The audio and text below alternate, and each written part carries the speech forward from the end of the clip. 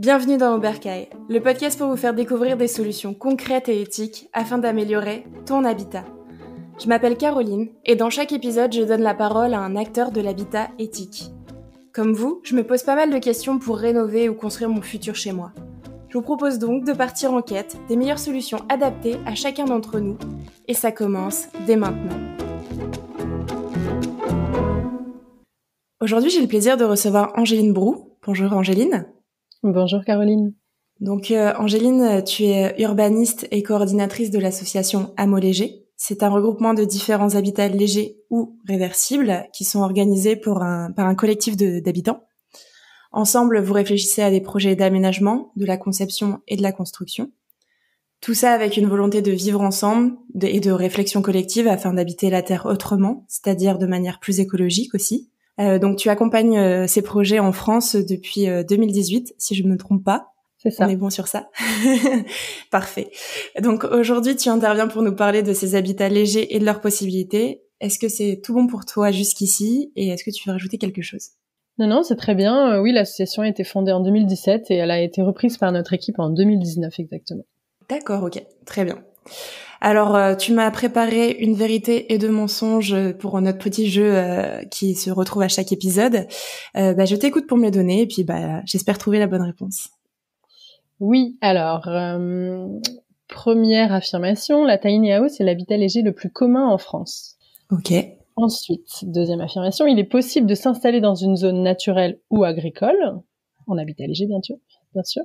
Troisième affirmation, une caravane est considérée comme un habitat léger. Ah, elles sont pas si évidentes. Puis c'est un domaine que je ne suis pas spécialiste, donc ok. Alors, comme d'habitude, je vais essayer d'y aller par élimination. Pour moi, le terrain agricole, il faut faire attention au niveau de la législation. Donc, je suppose il y a sûrement des démarches à faire et donc c'est peut-être plus compliqué. Donc, pour moi, elle est fausse. La caravane considérée comme un habitat léger ou la tiny house, je suis entre les deux, mon cœur balance. Je dirais que la caravane est considérée comme un habitat léger, donc ce serait la vraie, et du coup la fausse, ce serait la tiny house. Est-ce que j'ai tout bon ? En effet, c'est ça, oui. C'est pas la tiny house qui est l'habitat léger le plus commun en France, c'est la yourte aujourd'hui. Mais par contre, la tiny house est l'habitat léger le plus reconnu. Donc j'imagine que les chiffres vont peut-être évoluer dans les prochaines années. Est-ce que t'as les chiffres pour le nombre de yourtes à peu près en France ? Non, à ce jour, on n'a pas de chiffres, mais c'est vrai que ça évolue beaucoup. Il y a des études qui ont été faites il y a très longtemps, et ça, on a des difficultés aujourd'hui, nous, à quantifier nationalement, c'est compliqué. D'accord, ok, très bien. Super. Écoute, j'ai une première question pour toi qui me vient. C'est déjà, pourquoi toi tu t'es intéressée à cette typologie d'habitat ? Alors c'est plusieurs étapes au sein de mon parcours.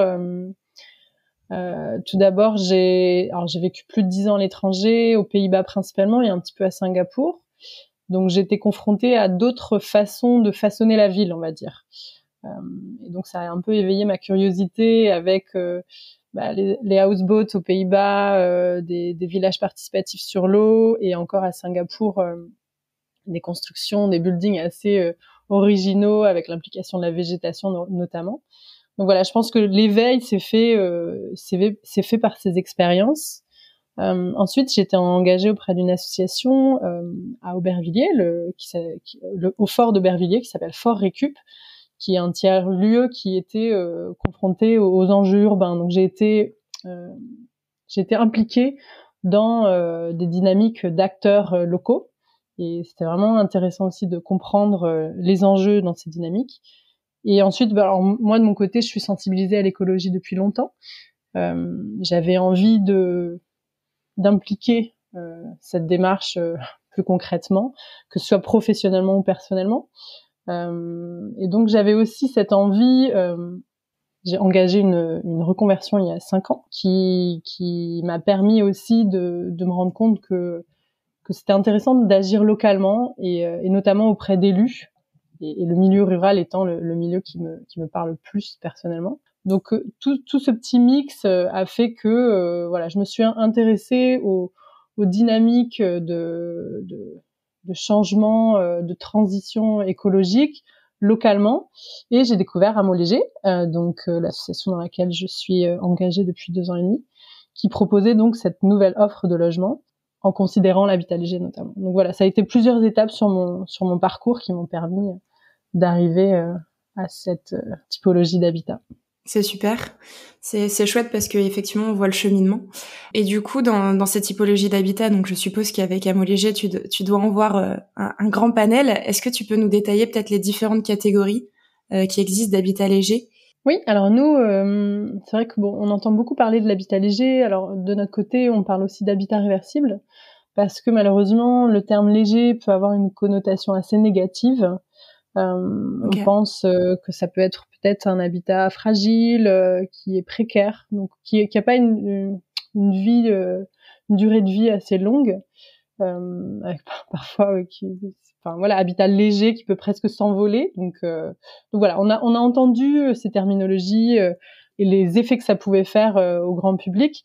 Donc on s'est focalisé sur le terme réversible. Aussi parce qu'au sein de la loi Allure, on voit que le terme qui est utilisé pour de l'habitat à long terme, c'est le terme de résidence démontable. Et au final, il y a pas forcément que des habitats légers démontables. Donc nous, on a catégorisé 4 typologies.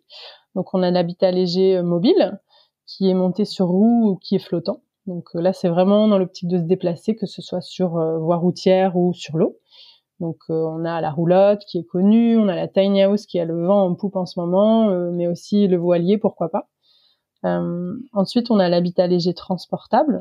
Donc il est déplacé généralement par traction, en convoi exceptionnel également, par voie routière aussi, c'est possible. Donc on a le mobil-home qu'on peut voir sur nos routes de temps en temps, ou encore le container aménagé. On a l'habitat léger démontable qui est lui conçu pour être désassemblé et réassemblé ensuite facilement. Donc on a la yourte qui est vraiment plus utilisée aujourd'hui en France, ou encore le tipi ou la maison nomade. Et enfin, le dernier habitat léger, c'est l'habitat léger biodégradable. Donc là, c'est vraiment l'utilisation de matériaux naturels qui font se décomposer naturellement. Aujourd'hui, on entend beaucoup parler de maisons en terre-paille, à ossature-bois, aussi du Carter. Donc là, c'est vraiment une spécificité. Mais c'est des habitats légers qui sont très reconnus dans le monde de l'habitat léger. D'accord, ok. Et effectivement, c'est assez intéressant. J'ai une question qui me vient là tout de suite. Est-ce que effectivement, en fonction de la région où on se trouve, ou du climat aussi où on se trouve, il peut y avoir des différences dans le choix, je suppose, qu'on peut faire au niveau de ces 4 catégories? Oui, j'imagine. Alors, ça dépend vraiment, en effet, des territoires où on s'installe. Je pense qu'il y a une réflexion à avoir en termes d'exposition au vent, d'exposition au soleil. Donc, cette réflexion, elle est vraiment individuelle. Après, il y a dans les typologies, je pense qu'il y a aussi différents types d'habitats légers qui sont plus ou moins adaptés à certains territoires. Donc, la réflexion, elle se fait vraiment individuellement et en effet, je pense qu'il faut être judicieux. Les matériaux, ils sont divers, donc voilà, il faut choisir en fonction de là où on s'installe. Ok, super clair, merci beaucoup. Quand on avait échangé ensemble pour préparer cet épisode, on s'était fixé peut-être sur un habitat où on habite à l'année, puisque c'est là où en fait tu es un petit peu plus spécialisé aujourd'hui. Donc on avait parlé d'une terminologie qui s'appelle résidence démontable. Est-ce que tu peux m'en parler un petit peu plus, expliquer ce que c'est et ce que ça comprend entre guillemets, quoi? Oui, alors la résidence démontable, c'est une typologie, une catégorie juridique qui est impliquée aux habitats légers, mais il y en a d'autres. Donc on a les tentes qui sont des habitats légers de loisirs. On a aussi la catégorie qui s'appelle habitation légère de loisirs. Une autre catégorie qui s'appelle résidence mobile de loisirs, ou encore les caravanes. Et donc, en effet, on a les résidences démontables constituant l'habitat permanent de leur utilisateur. Donc, c'est vraiment une catégorie juridique spécifique qui permet de s'installer à l'année. Il y a également une autre catégorie juridique qui s'appelle les résidences mobiles constituant l'habitat permanent des gens du voyage. Donc, c'est encore une autre catégorie vraiment sur laquelle nous, on n'est pas acteurs. Et les spécificités donc de cette catégorie que nous sur laquelle on agit, c'est le fait de pouvoir être occupé au moins 8 mois à l'année. C'est des habitats légers qui sont sans fondation, donc qui ont des fondations réversibles, que ce soit des pneus, des vis de fondation, des pieux en bois. Ensuite, c'est des habitats légers qui sont facilement et rapidement démontables. Donc là, c'est un peu particulier parce que la loi, elle définit pas vraiment ce que veut dire facilement ou rapidement. Donc il y a un petit flou juridique qui est vraiment voilà, qui peut être habituel, qui définit parfois les contours de la loi. Et ensuite, c'est une habitation qui peut être autonome vis-à-vis des réseaux, donc eau, électricité, assainissement. Donc c'est pas obligatoire d'être accordé. Pour autant, en termes d'assainissement, il faut qu'il y ait une autorisation qui soit délivrée par un organisme de l'État. Donc il y a quand même des contours définis et une règle à appliquer. D'accord, très bien. Bon, on va rester focus sur ce petit habitat. Tu me parlais donc il faut que ce soit démonté assez rapidement, quoi que ce soit. Mais est-ce qu'on peut s'installer où l'on veut? Est-ce que ça peut dépendre des collectivités? Est-ce qu'il y a une règle là-dessus? Alors on peut s'installer, c'est plus ou moins évident.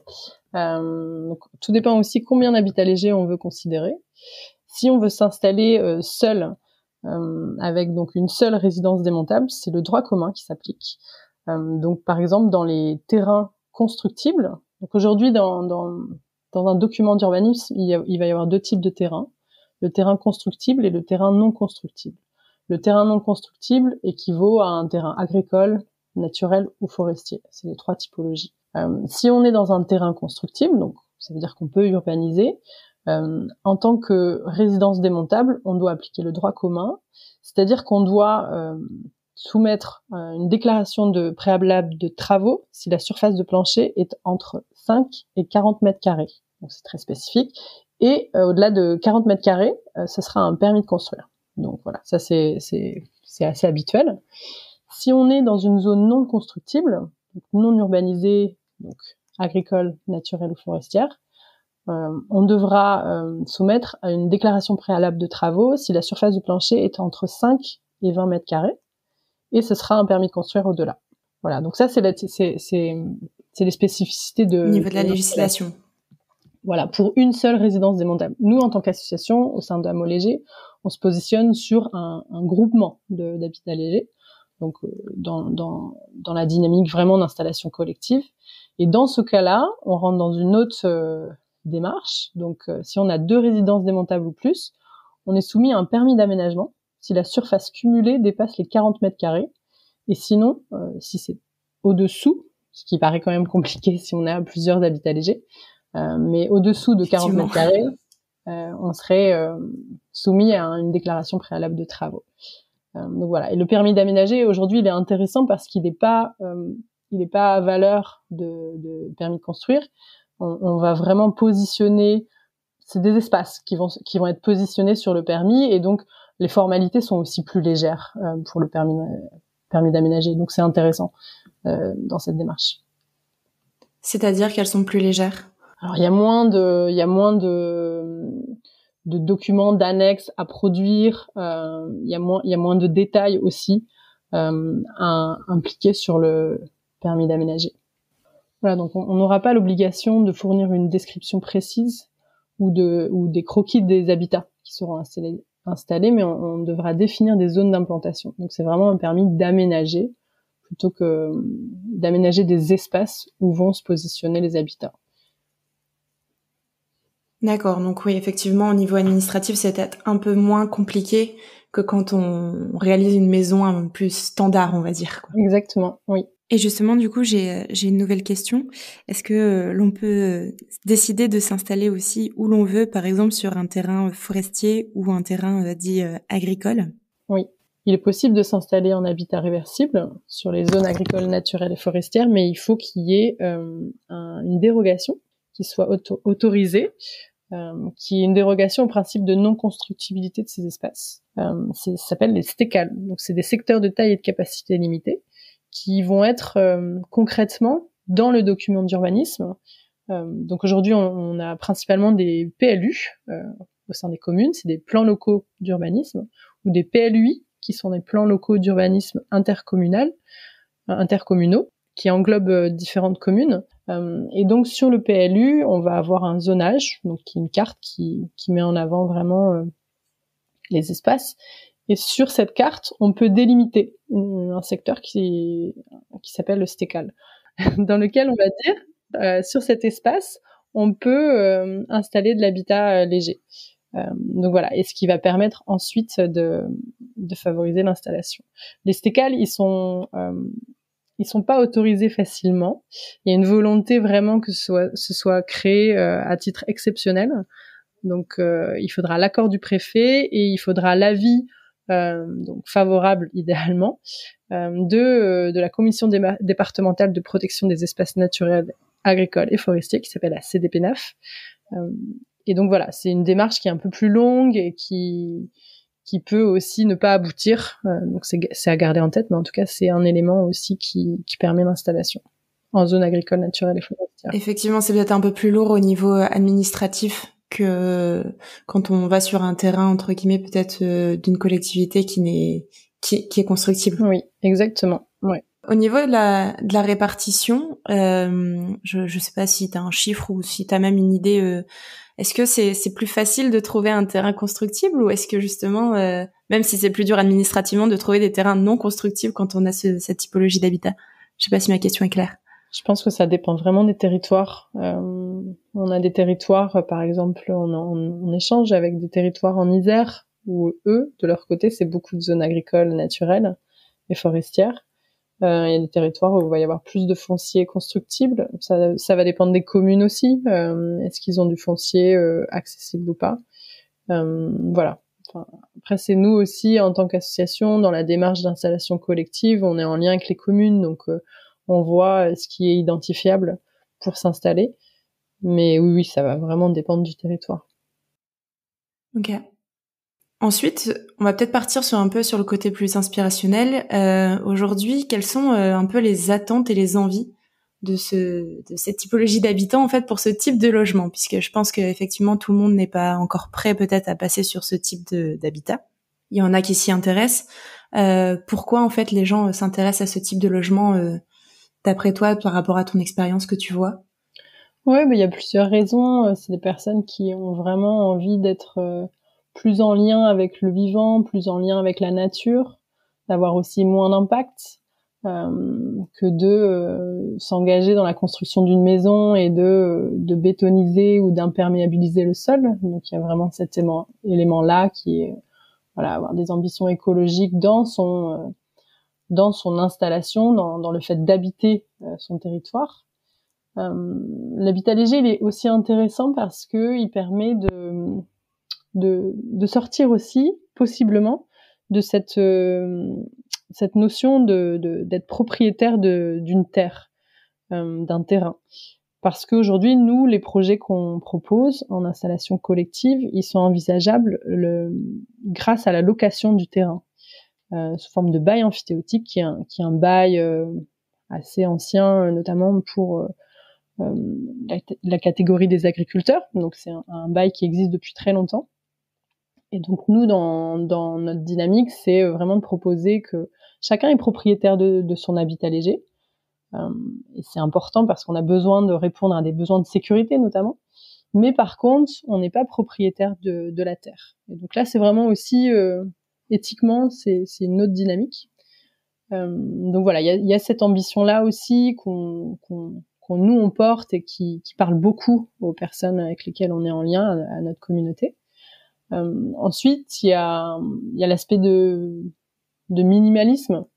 C'est des habitats qui sont pas très grands, qui ont une vraie réflexion d'aménagement d'espace, ce qui fait que on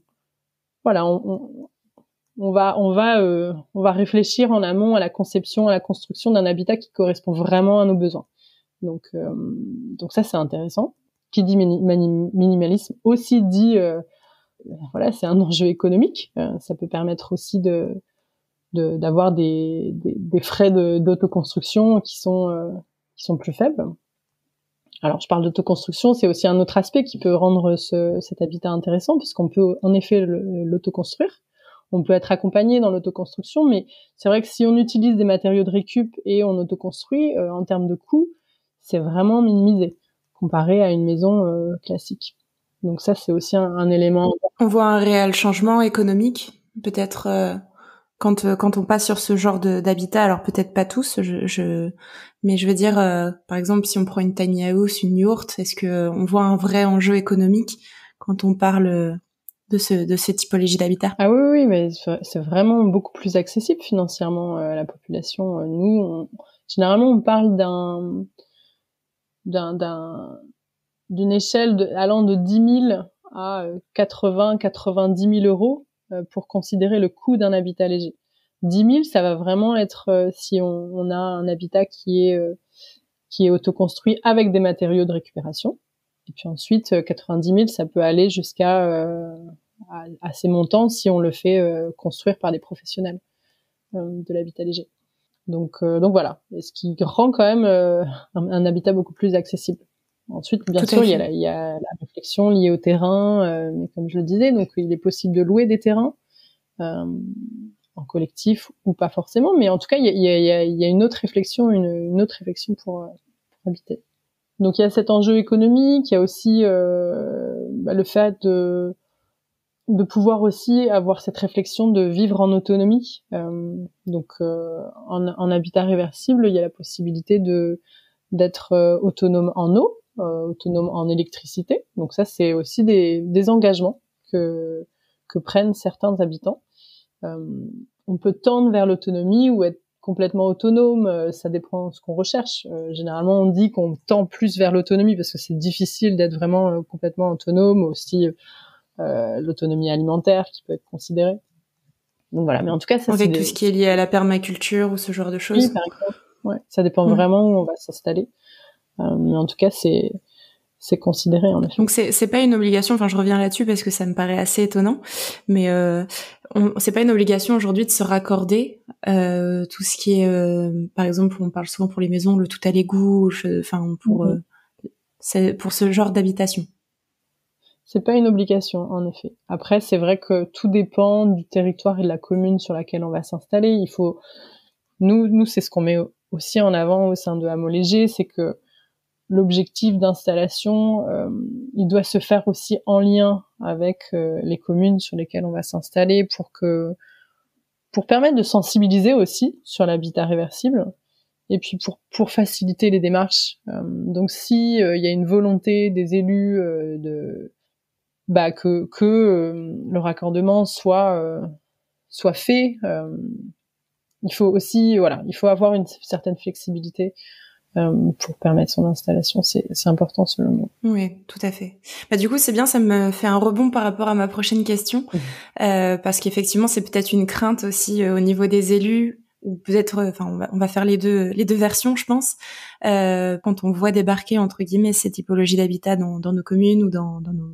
nos coins. Quelles peuvent être les craintes entre guillemets et comment y répondre aussi peut-être au niveau des élus, mais peut-être aussi de la part des habitants. Peut-être un particulier qui a envie de se lancer là-dedans, il voit toutes les contraintes aussi qui peuvent être liées à ce genre d'habitat, quoi. Ma question est très globale. Oui, la question est très globale. Je me demandais justement comment l'aborder en priorité. En tant qu'individu, bon, je pense que les craintes, elles peuvent être levées en essayant de se renseigner peu à peu sur l'habitat réversible, en sachant qu'il y a une diversité de typologies qui est vraiment énorme. Nous, on a recensé sur notre site un catalogue de l'habitat réversible.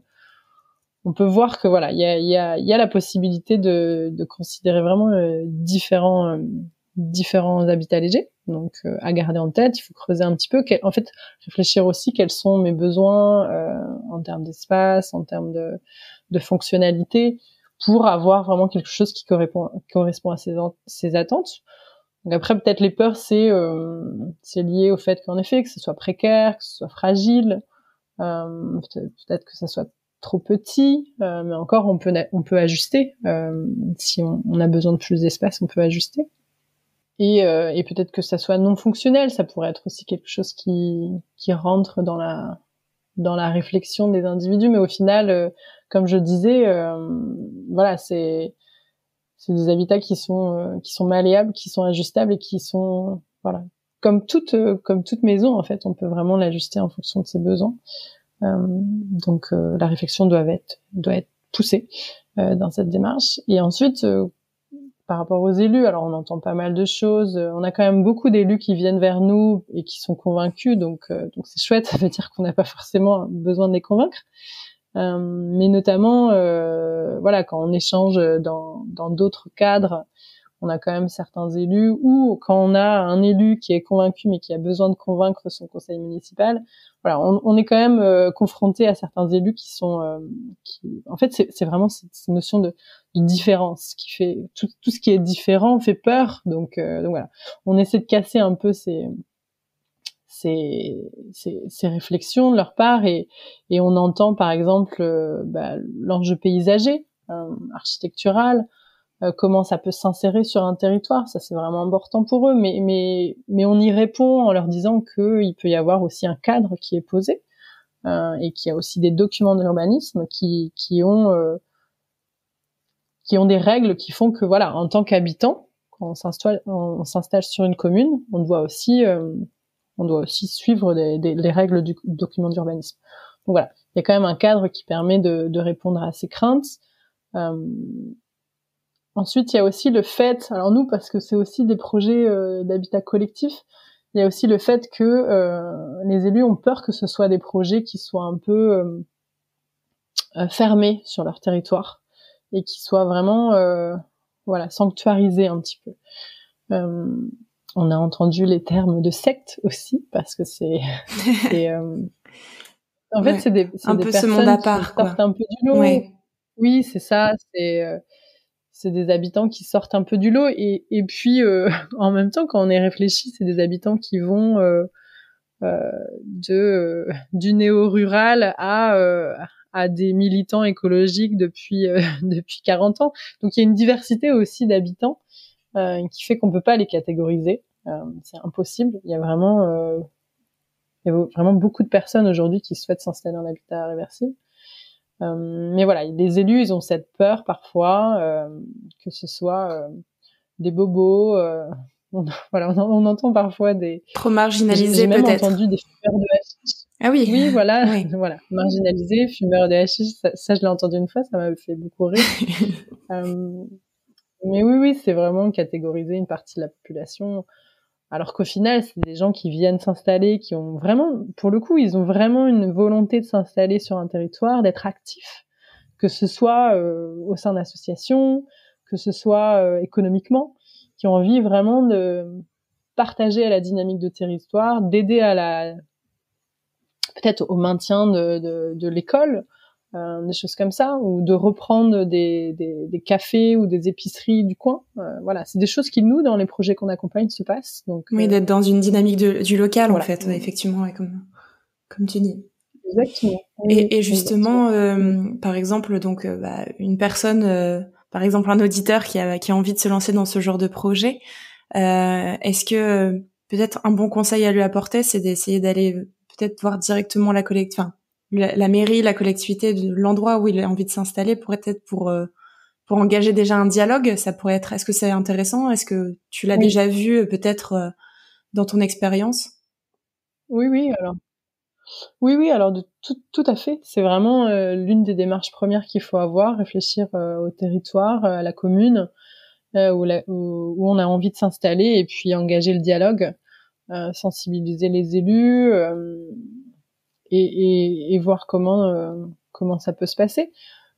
C'est l'une des premières étapes, en effet, qui permet aussi d'envisager. Pour casser effectivement cette image du fumeur ou de la personne très marginale. Ouais. J'ai retenu le fumeur de hashish, ça m'a fait rire aussi. Oui. Et au final, c'est souvent, je pense, des personnes qui sont peut-être presque plus investies sur leur territoire que d'autres populations. Donc voilà, c'est dommage qu'il y ait ces clichés qui restent. Mais bon, on y travaille. Pas à pas. Oui, il faut que ça se développe petit à petit, et ce qui est plus connu déjà est plus rassurant, quoi. Exactement. Ok, super clair. Merci beaucoup. Est-ce que tu souhaites rajouter autre chose où on passe, si tu veux, à la phase action. Eh ben, allons-y.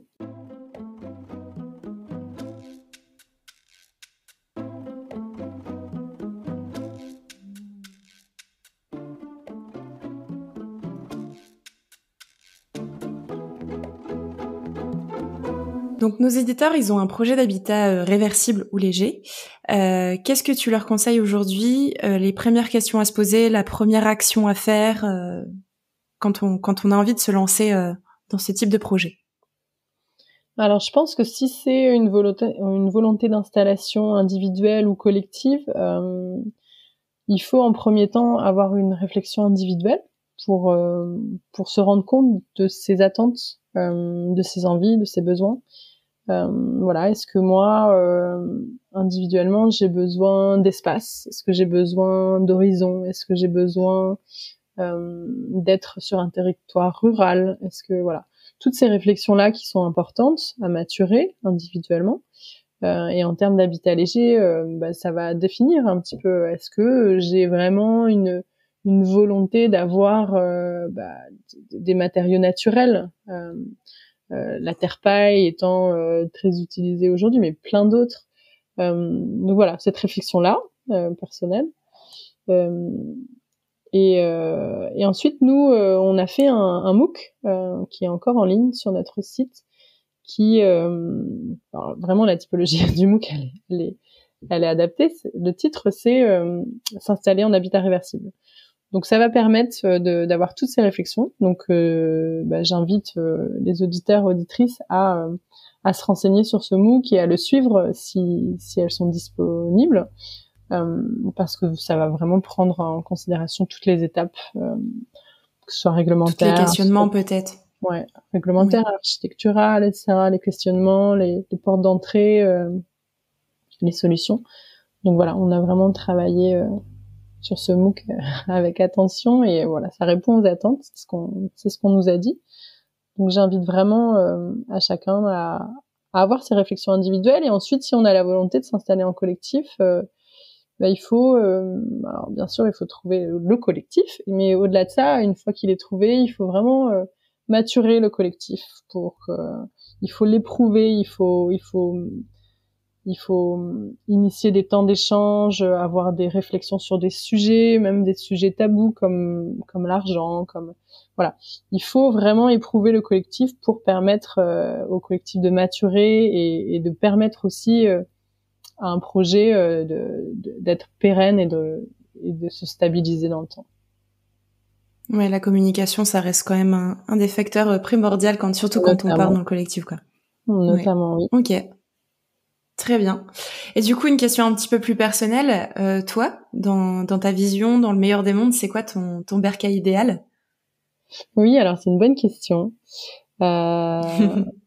Aujourd'hui, moi, je suis pas en habitat réversible, mais c'est une réflexion que j'ai et qui est vraiment qui fait complètement sens pour moi, en fait. C'est vraiment le fait de pas avoir d'impact sur le sol, et puis la possibilité d'être beaucoup plus au contact de la nature.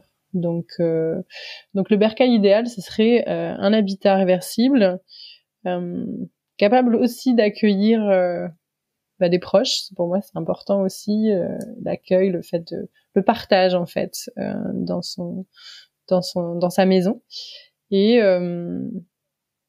un habitat aussi lumineux, et aussi j'aimerais beaucoup qu'il y ait une vue sur l'horizon. Enfin, c'est quelque chose qui me parle beaucoup. Alors idéalement, la vue sur l'eau, ce serait parfait, mais voilà, je pense que c'est un petit idéal, en effet. Je sais pas s'il est accessible, mais ouais, ça a permis la réflexion et de voir comment on répond à ces attentes, c'est important.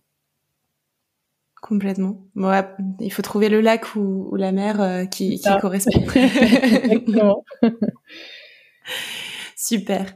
Tu nous as évoqué le MOOC en source pour s'informer sur l'habitat réversible. Oui.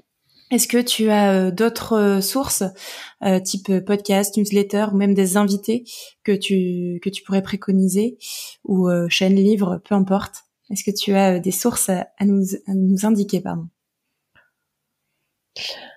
Alors, ce qui serait intéressant, c'est de se renseigner auprès aussi du mouvement Colibri et de la coopérative des oasis, qui ont vraiment du contenu intéressant dans leur démarche, qui ont aussi des catalogues de projets qui ont été réalisés et qui sont en phase de réalisation. Oui, alors j'invite aussi les auditeurs auditrices à nous rejoindre lors du festival qu'on organise. Donc, ce sera la 2e édition. Ça s'appelle le festival Les Palourdes. Donc, en référence à l'habitat léger qui ne sont pas lourdes, les maisons qui ne sont pas lourdes. Et donc, ça aura lieu du 28 avril au 1er mai à Saffré, en Loire-Atlantique, dans un écolieu qui est assez reconnu dans le coin. Voilà, donc comme je le disais, c'est la 2e édition du festival et vraiment la volonté qu'on a, c'est de rassembler toutes les personnes qui sont engagées et curieuses au sujet de l'habitat réversible, mais pas que, l'habitat participatif, l'habiter, si tu veux, l'habiter autrement un territoire. Donc on organise des espaces où il y aura des habitats légers qui seront possibles de visiter, il y aura de la low-tech aussi, pour toutes les réflexions par rapport à sa maison. Il y aura aussi des tables rondes où on invite pas mal de spécialistes vraiment de tout type, de tout horizon. Ouais, de tout horizon. Donc voilà, il y aura une grande diversité et on sera jusqu'à 450 personnes. Donc voilà, un joli festival et de belles rencontres qui sont assurées. Oui, il y a moyen de trouver pas mal d'informations, effectivement, peut-être en rassemblant toutes ces personnes sur ces sujets-là. Oui, d'informations et aussi d'échanges au travers d'ateliers. Donc c'est vrai que c'est important parce que au-delà de se nourrir de contenu, on permet aussi de se confronter nous en tant qu'individus à ces réflexions, à ces enjeux et voilà, ça permet de vivre un peu cette réflexion ensemble et de vivre ensemble au travers de ces 4 jours de festival, qui est aussi important dans ces dynamiques d'habitat alternatif. La communication, on y revient. Exactement. Tout à fait. Super. Eh ben écoute, j'ai plus qu'à te remercier. Où est-ce qu'on peut te contacter ou te retrouver si on a des questions, si on a envie de retrouver par exemple le site Amo Léger. Est-ce que tu peux nous donner les contacts? Oui, on peut me joindre via le site Amo Léger, donc www.amo-léger, donc au pluriel, .org. Et ensuite, voilà, moi je suis disponible via l'email collectivité au pluriel @amo-léger.org. Ok, très bien. Et ben encore merci Angéline pour cet épisode. C'était super intéressant de parler un peu de cette typologie d'habitat. C'est important aussi de les mettre en avant. On parle souvent de l'habitat dit classique. Maintenant, c'est cool aussi de voir d'autres possibilités. Donc merci à toi pour ce moment. Et puis on se retrouve très vite. Merci pour l'invitation, dans nos bercailles. Merci beaucoup. Si je devais retenir 3 choses importantes sur les habitats réversibles, ce serait 1. La première démarche est de réaliser une phase d'introspection. Pourquoi je me dirige vers ce type d'habitat? En collectif ou en individuel? Quel type d'espace? Quels enjeux? Ou encore quels matériaux sont importants pour moi? Le MOOC présenté par l'association Amo Léger est pépite pour se poser les bonnes questions. Ils vont te faire réfléchir à tes besoins en termes d'espace et de fonctionnalité pour avoir quelque chose qui correspond à tes attentes. Secundo, comme souvent, il y a des particularités dans la législation. Et ça touche aussi les habitats réversibles. Il y a 2 grandes variables, les terrains et le permis. Pensez à bien vous renseigner sur le terrain, s'il est constructible ou non, et le nombre de mètres carrés utilisés au sol pour connaître le permis à demander. Vous pouvez vous faire accompagner par des professionnels ou vous renseigner rapidement auprès des collectivités sur les zonages des espaces. Ensuite, il ne faut pas le nier, un des grands avantages de ce type d'habitat est économique. Mais pas que. Il permet d'avoir une vie plus alignée écologiquement, avec moins d'impact sur le sol. La notion de minimalisme revient assez souvent et certains visent même l'autonomie complète. En bref, un super épisode pour découvrir le monde de l'habitat léger et ses possibilités. Si tu as aimé cet épisode, tu peux soutenir notre travail en nous laissant 5 étoiles et un commentaire sur ta plateforme de podcast préférée.